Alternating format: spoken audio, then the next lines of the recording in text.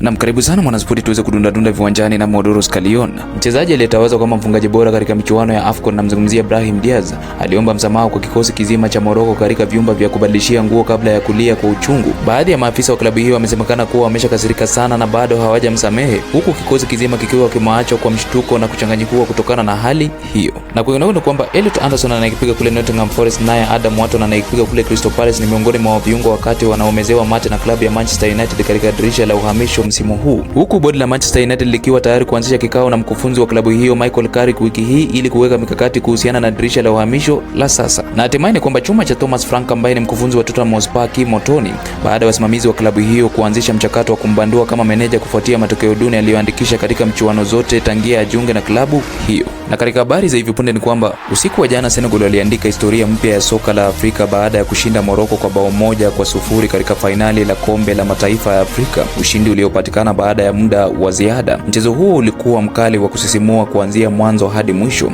Dakika 90 za kawaida ziliisha bila bao, huku timu zote zikionyesha nidhamu ya hali ya juu katika ulinzi. Tukio tata lilijitokeza mwisho mwa muda wa kawaida pale Morocco walipopewa penalti baada ya uamuzi wa VAR, jambo lililozua malalamiko kutoka kwa wachezaji wa Senegal. Penalti hiyo ilipigwa na Brahim Diaz lakini ikaokolewa na kipa Eduardo Mendy, tukio lililobadilisha mwelekeo wa mchezo. Katika muda wa ziada, Senegal waliongeza kasi ya mashambulizi na dakika ya 93 Pep Gueye alifunga bao la ushindi kwa shuti kali kutoka nje ya eneo la hatari. Filimbi ya mwisho ilipopulizwa, Senegal walitangazwa mabingwa wa Afrika kwa mara ya pili, ushindi uliosherekewa kwa shamra kubwa ndani na nje ya uwanja. Na bila kusahau ubora wa Sadio Mane na mafanikio yake katika michuano hiyo. Sadio Mane aliibuka kama nguzo muhimu ya timu ya taifa ya Senegal katika michuano hiyo ya kombe la mataifa ya Afrika, akidhihirisha ubora wa hali ya juu, uongozi dhabiti na uzoefu mkubwa wa kimataifa. Ingawa hakufunga mabao mengi kama ilivyotarajiwa na mashabiki, mchango wake ndani na nje ya uwanja ulikuwa wa thamani mkubwa kwa mafanikio ya Senegal. Kwa jumla, Sadio Mane hakuwa tu mchezaji nyota bali alikuwa kiongozi mwenye matumaini kwa taifa la Senegal.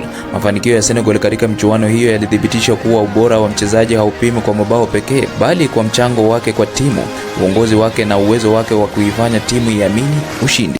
Na kufikia hapo msikilizaji, sina la ziada. Shukrani kwa kuweza kutegea dunda viwanjani na Modorus Kalion. Tukutane kesho kwa mengi zaidi.